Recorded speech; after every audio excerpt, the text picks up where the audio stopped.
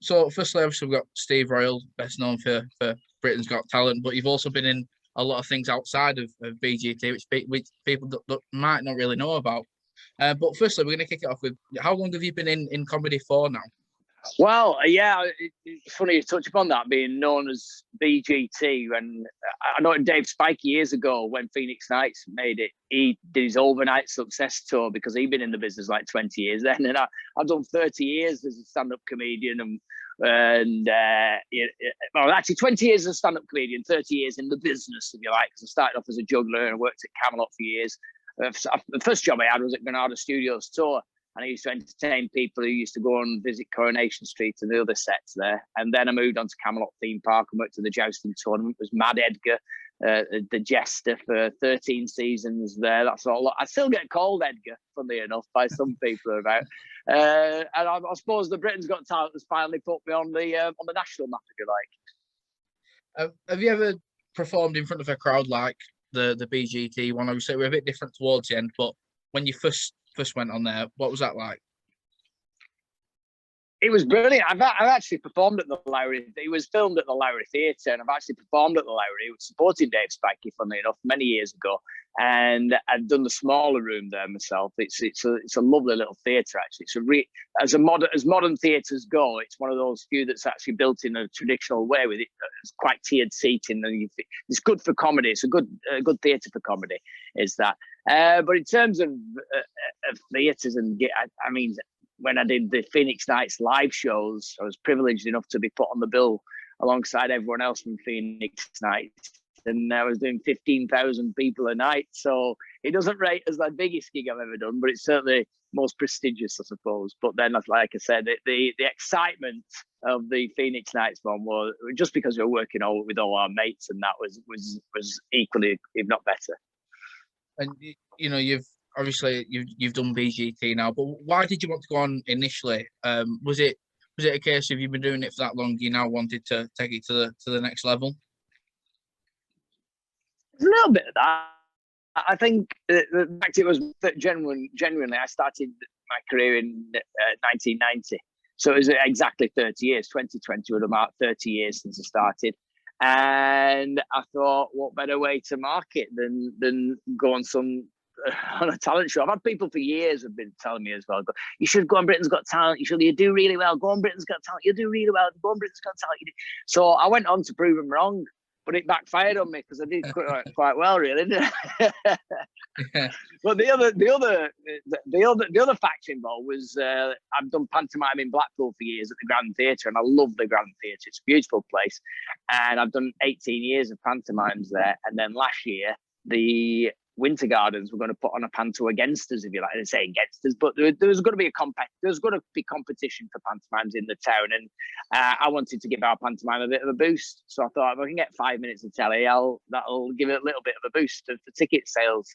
In actual fact, it went beyond that, didn't it? So, yeah. And then we never did pantomime. Is the massive irony of it all. But the reason I did it, perhaps, was negated in the end anyway. What were you like going into it, with confidence? Because obviously you've said there you've performed on stages like that. You've performed in that stadium as well. What were you like going into it? I was determined, really, not to get. I've done TV things in the past, and nerves have got a little bit the better of me, and I was determined, being a little bit older and a little bit wiser, not to let that happen this time. And so I just went out there to enjoy myself. And it was weird, actually, because the auditions, I went out there to entertain the audience, because there was an audience back then. It was beginning of February last year, and there was 2,000 people in the theatre. Now I'm going out, I'll entertain them, and if the judges happen to like it, then that's even better. And I went out, and that's if you watch I walk onto the stage, I just go on with my arms spread out like that, looking up to the rafters, not looking really at connecting with the judges straight away. And then I just treating people as human. You sometimes forget. You see celebrities on television, you forget they're just human beings. They're exactly like you and I, and talk to them in the same way. So I just, when the little bit of banter we had between each other, and Simon Cowell says about my family, and I thought, well, yeah, I've got a wife and 3 daughters. That's the reason I do stand up. It's the only time I can get to speak. And the things like that. And then as soon as I got my first laugh from that, I was determined that if I got a laugh from the conversation, it would win them over. Because I think sometimes people don't realise the importance of that conversation, that your introduction, your first meeting of the judges, because it's important that you come across well, that you're just relaxed, and because it's the same in anything, in any any performance that you're doing, whether you be a singer, a dancer, an actor. If you don't come across as confident, the audience get unnerved by that, and they start to read more into it than they need to. If you're confident, it's all about confidence. You go on there and be confident, and it'll certainly work in your favour.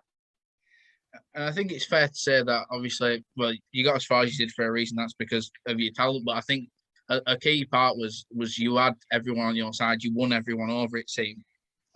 But for you, when it did come to the end and you had time to finally reflect on everything overall, how would you sort of sum up your overall experience? Obviously, COVID played a factor in that as well.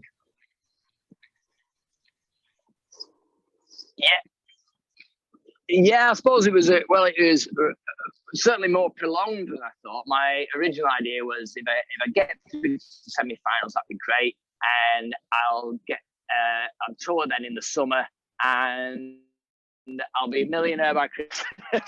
But in actual fact, it got dragged on. As soon as we found out, I knew quite quickly that I was into the semi-finals. The announcement for that was made to us. We had to keep it secret. That was the hardest part, because that got delayed then. Whereas normally it would have been May, it got delayed till the beginning of September. We filmed at the end of August, and they announced it beginning of September, first week of September. So to wait all that time, I knew from February. So I knew through all that 6 months that I was going to be in the semi-finals, and I couldn't tell anybody. And so that was hard. That was the hardest process, really, is just keeping quiet about it. It's such an exciting thing for me. But the experience was brilliant. I was treated so well. I think that was the thing I was most surprised with. I've done a lot of TV warm-ups, entertaining audiences on TV film sets, etc. And they're not always the friendliest and most welcoming of environments. There's a lot of stress going on. They're talking about big money being put into some productions and some game shows, etc. that I've worked on. And so there's a lot of pressure. But Britain's Got Talent, there just seemed to be, even though it's such a huge programme, there didn't seem to be that much pressure backstage. Everyone was treated equally. Everyone was treated on the same. Right from the judges, no one seemed to be lauded over anyone else. Everyone seemed to be chatty and friendly. And so that really, really did help, especially when it got to the later stages. When we did the semi-final and the final, it was then a case of going into the studio and entertaining the cameramen and 4 judges. That was it, really. And obviously the people in the gallery, the producers and stuff were watching, but you don't get any reaction. So it was hard mentally. It was 4 people. And I'm lucky in the sense that I used to do medical banquets at Park Hall in Camelot when I was working there as a jester. And when I used to go, some of those, I used to just go and entertain tables, go around tables and entertain just a few people at a time. And that's how I went into that semi-final and say, right, there's 4 people sat at a table. I'll go out and just entertain them. And, and I'll make reference to the wall, the big Zoom wall, because you can't ignore it. But then the rest of it, I'll just aim to them, and hopefully they'll buy into me. And they were lovely. I think they probably overcompensated with their reactions just because of the situation we're in anyway. But that's the way I looked at the whole process, and it's obviously paid off in my favour, didn't it? Yeah, you've done well for it that way. Obviously, comedy is your main thing, but you're a great juggler too. But when did you find out that you sort of had that talent, and when did you come up with the idea of sort of mixing the two? Well, funny enough, I played a lot of football, and we'll come to the football actually later on that I'm going to be part of. When I was a kid, I used to play a lot of football, and then I got when I started at university, I was playing in the Lancashire Amateur League. I used to travel back I was at university in Kent. I used to travel back every weekend from Kent up to Rochdale, where I was living, and to play for a football team. So I was always good, and I was always good at juggling football tricks, keeping the ball up, balancing it on my head, etc. So when I first started juggling, which was just, again, a chance meeting. I was working in a bar in Rochdale, And a guy came in and said, hey, one of the regulars, he said, hey, they're starting a juggling class at school. I'm thinking of going down. Do you fancy going with me? And I went, yeah, go on then. So I went down with him to Skylight Circus in Rochdale. It was just a room in a school, Alder Hill School. And I just learned to juggle there. But the first thing I was doing was was with football. And I learned to do bounce it on my head. And so my balance was already there. I could already do the bouncing stuff. And I suppose I've also got that mentality with it. If I try to do something, I'll put it this way: if I can do something once, I know that it's possible to do it a thousand times. I've got that very addictive nature. It's one reason why I've never played computer games. Well, I've never been involved in computer games because I've got an addictive nature. I know I would never get off them. Once I'm there, I always want to better myself, and that mentality is what you need to be a good juggler. You just need to spend hours and hours doing what seems impossible at the beginning, but because you do it that once, for most of us, we go, "Oh, that was lucky, wasn't it?" How many times have you thrown a piece of paper over your shoulder, it's landed in a bin in the corner, and you go, "Oh, that was lucky." Well, for me, that becomes an obsession. I throw the piece of paper and it lands in a bin, and I go, "Oh, I want to do that." And eventually, I'll get to the point where every single time I know muscle memory, etc., it'll land in every single time. And so, yeah, it's an addictive nature. It's not necessarily a good thing to have. Ask the people who live around me; they'll tell you how annoying it is. So we're at a case of obviously we've seen you juggle multiple different things. When did you sort of get that crossover into comedy with your juggling?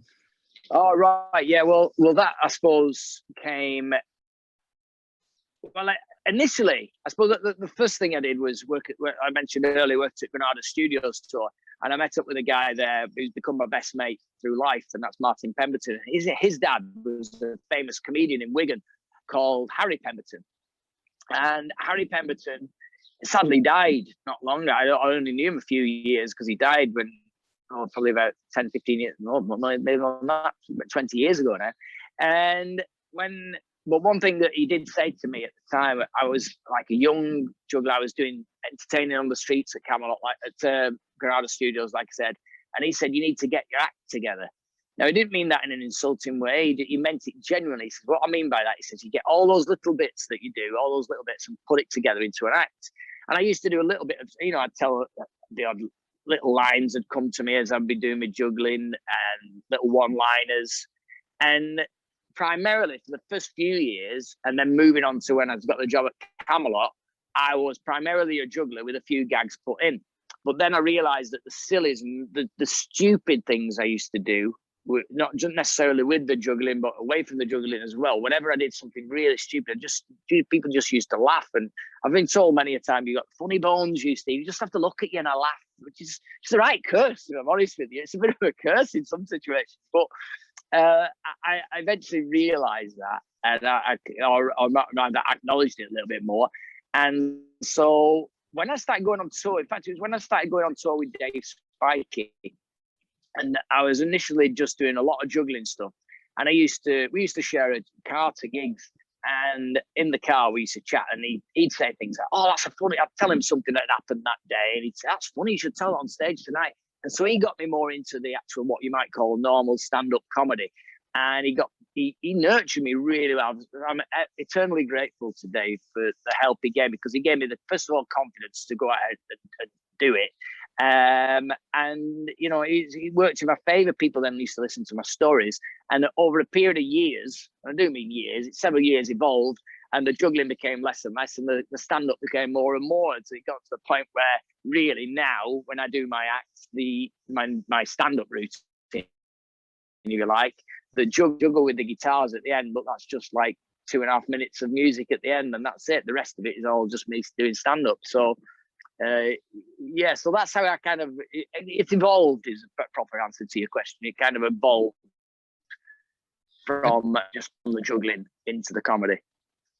And in terms of sort of influencers and people you've sort of met along the way, obviously you've touched on Phoenix now, and we can't get away from Peter Kay himself. What was it like working with Peter Kay, and what's your sort of relationship like with him? I've seen I think in one of his books he's actually like mentioned you and how good of a comedian you actually are as well. Yeah, he's always looked after me as Peter. I am again as another person who I've got a lot to thank. Our relationship began very early on in my career. Literally the first weekend I ever did at a proper comedy club at the Frog and Bucket in Manchester. And Neil Fitzmaurice was there, who co-wrote Phoenix Nights. He was comparing that night, and I did the first night, and he said, "Oh, my mate's looking for someone to tour with him." And I said, "Who's your mate?" He said, "Peter Kay." Now, Peter wasn't massive. I knew who he was, but he wasn't a huge comedian at the time. And so he came down the next night and watched me, and then asked me to go on tour with him. So my very first weekend of gigs, and Peter obviously just latched onto my sense of humour, and we share a similar sense of humour. And I do appreciate it. I'm in a very privileged position to know the guy and to be able to chat with him. Sometimes when you're in his company, you feel like you're on an exclusive comedy gig, because he's just such a naturally funny guy. And he's always thought of me in everything he's done as well. I mean, again, grateful for the fact that he put me in. You know, I didn't have a massive part. Phoenix Nights, I was just one of the auditionees at the end of the program. But then when he did the Max and Paddy, he wrote me a little part in that. I was originally understudying Reece Shearsmith in that, and then he wrote a little part in that as Munster. And then years later, he did the spoof. I can't remember; it's such a long title, but the one about he did a spoof on X Factor and Britain's Got Talent, fully enough. And he gave me a little bit of that. And then when Car Share, I got a bit of that. So he's always looked after me, always found something for me. So yeah, I'm lucky to call him a friend, really.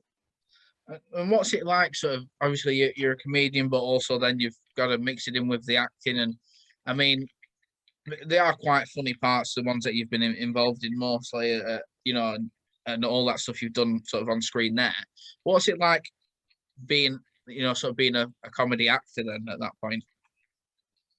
Well, I love it. That's how I began, you see. I began as a teenager. I was with the Oldham Theatre Workshop. So the only reason I learned to juggle originally was to supplement my acting CV. I always wanted to get back acting and do that kind of role. So to have a gap of 25, 30 years really, almost without acting properly on stage. And then, I've done, like I said, the occasional TV thing, but still on stage is even better. And the Dan Leno is the best example of my acting most recently, where David Slattery Christie, who wrote a play about Dan Leno, who was a musical star in the late 19th century. And he wrote this play after seeing me on stage in pantomime and thought I could play the role. And he sent me the script, and it's I'm basically on stage for like almost an hour and a half. The whole play is. And I'm on stage nearly all the time, and there's a lot of lines to learn. And originally, I didn't think I'd be able to learn the lines. And but then again, it's just about getting your head down and just doing it, and just keep repeating it over and over again. And so that's my real love at the moment, I suppose, is the Dan Leno play. And we're on at the Lytham Festival at the end of beginning of July, 9th of July. We're on at Lytham Hall as part of the festival, and we're doing 2 shows there after doing an evening performance of it. And I can't wait to get back acting. Yeah, it's nice to have a little bit of escapism with someone. It's all set in a mental asylum as well, so I have all kinds of little things like that happen because I've got little twitches and my very dear. So it's proper acting. Even do a bit of Shakespeare in it as well. There's a nice little preview there for us. Anyway, just one of the sort of final questions before we get onto the football. You mentioned you worked at Camelot loads. I mean, as a child, we were always going to Camelot. I think we must have been there 15, 20 times. So I've probably seen Mad Edgar and all the stuff that you've done there. But what was it like for you? Obviously, you did that for about 12 years, is what I've read. What was that like? Developing as that there? Well, first of all, we were lucky that we were in a team put together by Richard Timpson, and he was the boss of all the entertainment. And the thing, he managed to get a team together. We still all keep in touch to this day. Those people who you talk about the mid-90s, early to mid-90s, and we were all, even though we had a lot of fun and a lot of laughs while we were there, we were all took it really, really seriously, the entertainment part of it. And everyone pushed each other in the sense that we always wanted to better ourselves. And it's only reflected in what everyone's gone on to. The people like Rob Growl, so Colin Growl, he's called Paul Howell, Rob Inch, C.C. Smith. These are three. They were the Black Knights, Lancelot, and the other knights in the show. And they've gone on to do. They're massive now. Doing Rob does the stunts for Star Wars. He does the stunts for. He's just most recently done the Wonder Woman series of films. He's like mad. He's basically a Hollywood legend now in terms of his stunt work. And Martin Pemberton as well. He's gone on and done loads of stunt work in all kinds of film and television. So we were all ambitious, but we all had a lot of fun, and we were just best of mates, really. And I still look back at those years as the golden years of my life, really, because I was young, free, and single. We had a real wild time, I suppose. And Ronnie Leake, who's the king, he lives just up. In fact, just before I'm just speaking to you, I've just been speaking to Ronnie now. Funny enough, we want to do some filming. He's does a lot of voiceover work and writing now, and he's written a play, a little comedy TV play, and he's desperate to do some filming at Camelot, but we've lost our contacts, so we don't know anyone at the hotel, which seems funny now. Having lived there for so many years, because we literally lived on site in caravans at the back. Wow. And the fact that he's phoning me up, do you know anyone at Camelot? I'm going, no, I don't know anyone at Park Hall anymore. No, sad. Well, what was it like? I didn't know that you lived there. What was it like, sort of living there? And I mean, you pretty much lived your job day in day out, but working with your best mates, that must have been good. Yeah, it was just mad. I mean, we used to have barbecues. Summer season, obviously, it was seasonal. So, although we used to do, because we did the medieval banquets at Christmas, we used to be there all year. So in the winter, living in a caravan is blooming cold. You get some very, very cold, but it soon warm up, and it was home to me. But it wasn't exactly luxury accommodation, but it was great fun. Our local shop was the Charnock Richards service station, and then they had everything. We had everything. Two or three restaurants on site, plus the theme park itself. And then you also had the gym, so we could go for a swim. We got membership at the gym. We go so you could work all day, then go to the gym, have a swim, get yourself refreshed, then go to the nightclub, go have a beer at the village inn that they had there, then go into the nightclub, stay there till 2 o'clock in the morning, stagger your way back to your caravan, get up the next morning and go back juggling and entertaining people on the gate. So yeah, for 7 days a week, for what used to be around about 5 months of a season. So yeah, it was intense. It was hard work, but it was a great education. Going to the football now, obviously you mentioned you played a bit whilst you were younger. So what sort of team do you support? What kind of football fan are you? Well, you know, it's very complicated now, because I don't want to say I'm a glory hunter, but when I was a lad, I supported Man United. I've always been a Man United fan, and I still am a Man United fan. But I also used to, because Man United is such a big team, my dad didn't like taking me to Old Trafford, so he used to take me to my local team, which was, even though I lived on the Oldham side of Rochdale, so I went to go and see Latics. So Oldham Athletic, I always say they were my number one team, certainly growing up. And so I used to go to Oldham, wanted sporting, but they never played each other, so there was never a conflict of interest. Yeah. But what was weird, when they finally met up in the 1990, yeah, same year I started it. Yeah, they finally met up in the semi-final of the League Cup, FA Cup, sorry. And I didn't know until it kicked off who I wanted to win. That's how confused I was, because they'd never played each other before. And when it kicked off, I realised that Oldham was in my heart, and I was gutted. Mark Hughes scored, and it was one of his most famous goals. He scored an incredible volley, fluky. I still to this day say it was a fluke. But anyway, so I realised I was an Oldham fan. But then more recently, I moved to Chorley, and obviously the season that Chorley have had, I've been, approached by the club, and the club is so good. It's a good family club, and I do feel more of a Chorley man. That I've lived in Chorley longer than I've lived anywhere else. I left my home. I was 21 when I left in fact, I suppose I was 18 when I went to university in Kent. So I left my home in Rochdale when I was 18. So I had 18 years there, but now I've lived in Chorley for 22 years. So Chorley's my new home. So I'm a Chorley fan, you could say now, really, because especially after the season we've had, and they've been in touch so much because of the FA Cup, etc. So yeah, so come on, Chorley, come on, Magpies. What a journey they've had. I mean, one of my Yeah, but don't ask me. No, I'm going to say I still don't. Charlie have yet to play Man United to try and find out then where my loyalties lie. I need a tournament involving to really find out where, because you don't know, do you? It's a mental thing. And even true football fan will tell you, you don't know until the match kicks off. But when you're neutral, it's hard sometimes. I'm watching a game, you go, I don't really know who to win. Something happened in the game that make you want to do it. So I need a tri-team tournament involving Charlie, Man United, and Oldham Athletic. I don't think there's any prize. I wouldn't be putting any bets on it. Oh. I reckon we can all guess the conclusion of that tournament, but until it kicks off, I want to really support.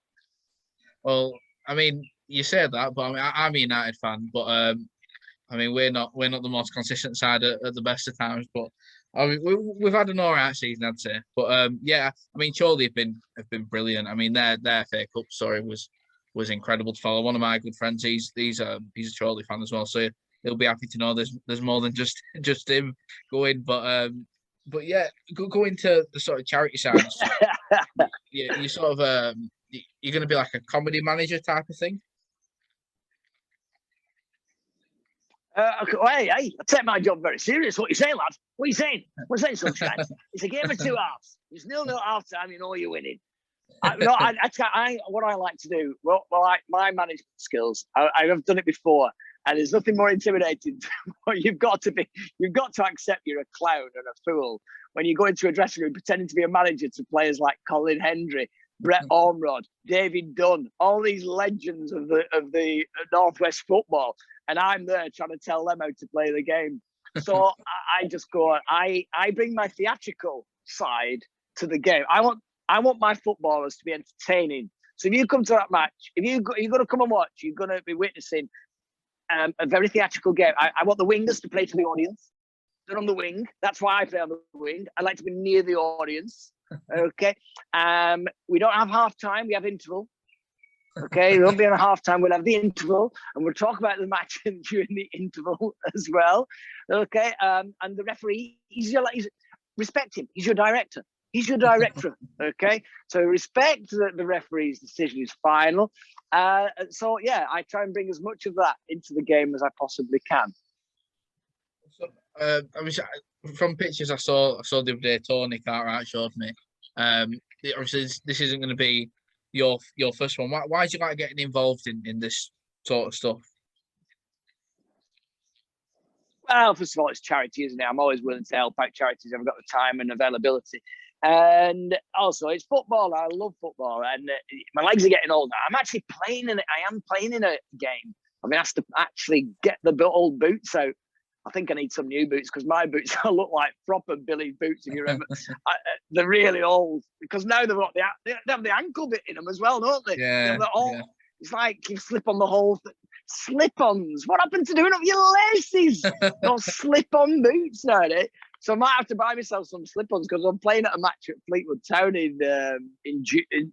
When's that? June, I think it is. June 26th. And then I'll probably be so shattered after that game that I'll probably be better off just being the manager for this next game. But I love football. I miss it. I really massively missed it. I played, like I said, I used to play in Lancashire Amateur League for years and years. And then I kind of just played five-a-side and occasional football matches, a few charity games. The best games I played were with five-a-side with the Phoenix Knights team. We had a team for a few years after Phoenix Knights finished that Paddy put together. And we were lucky enough to play in the Soccer Sixes, which was incredible. We played against people like Rod Stewart and Brian McFadden. I remember Brian McFadden beating us in a semi-final of that competition one year. But it was Brian McFadden's team, and we played teams like Razor Light. When I look back at it, I think, oh God, there's some amazing people there. Some soap stars and celebrities, and so it's nice to play in charity games anyway. That's amazing. Obviously, July 18th is the main date for anyone wanting to get tickets. I'll leave all the information for that in the description, as well as all the links to all the charities. Thanks for joining me, Steve. That's been brilliant. Absolute pleasure. I'll see you all on the 18th of July. 3 days after my 53rd birthday. I'll retire when I'm 53, I said. So I'll be manager then. An early birthday present then for you. A nice little win. Excellent.